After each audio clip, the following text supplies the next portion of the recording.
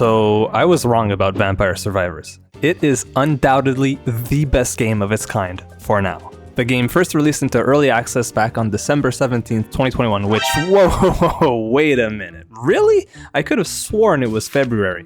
Well, anyways, back in February, everyone and their grandmas couldn't stop talking about it, and before long, other studios started releasing their own versions of the game, and thus the Survivor Clone Wars began.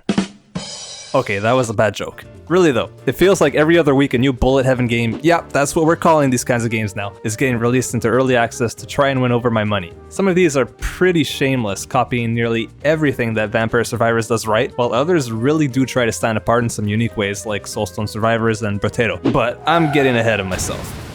What makes Vampire Survivors, the OG as they say, so good? Is it the fast-paced gameplay, the constant flow of unlockables, the hidden secrets scattered throughout the game for players to find, the visuals and the music, or maybe it's the low cost of $5 to $6 and its lack of greedy microtransactions? Actually, I think it's all of those combined that makes the whole greater than the sum of its parts. First off, the gameplay is fun. It's fairly simple and intuitive, but still engaging enough that it doesn't play itself, and you can genuinely tell that you're getting better at the game as your runs last longer and longer until you actually start winning on the regular. Of course, it's not all skill. There is a form of permanent upgrades that you can level up to make your base stats stronger, which does make winning a bit easier. And winning is great and all, but in a stroke of genius, most of the unlockables don't actually require that you win runs, which is great for me. Even if you lose a run, you probably manage to unlock a new character or stage or item or something interesting, and that's where this handy checklist comes into play. In between runs, you can scan through the list to find out what you might want to try to unlock on your next one, which inevitably leads to a serious case of one more run syndrome.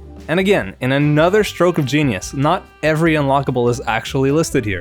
There are secrets hidden throughout the game for you to find on your own that I won't get into so as to not spoil anything for you.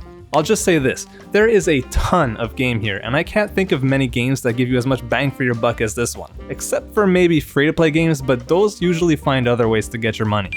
As far as visuals go, you probably either love it or hate it. I know that for myself, I was actually put off by its pixel art style at first, but having recently been addicted to one of the clones and the fact that the full release just came out last week, I decided to give it another chance, and boy am I glad I did. While I certainly don't think it's the most beautiful pixel art ever made or anything, the art style still grew on me, and there's something about those last couple minutes in a run where you're completely surrounded and your attacks are going off like crazy and you can't see what the heck is going on that just works. Now about the clones, I've heard a few complaints when comparing new games to Vampire Survivors of people saying things like, oh, it's just another Vampire Survivors ripoff, or like, developers are just trying to cash in on its success.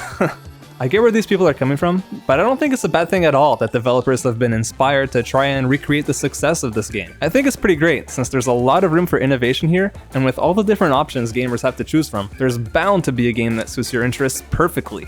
Do you happen to like potatoes and guns? Potatoes got you. Are you into cartoon westerns? Try out Bounty of One. You like booba? Anime Waifu Survivors is here for you. There's a game for everyone, and that can only be a good thing.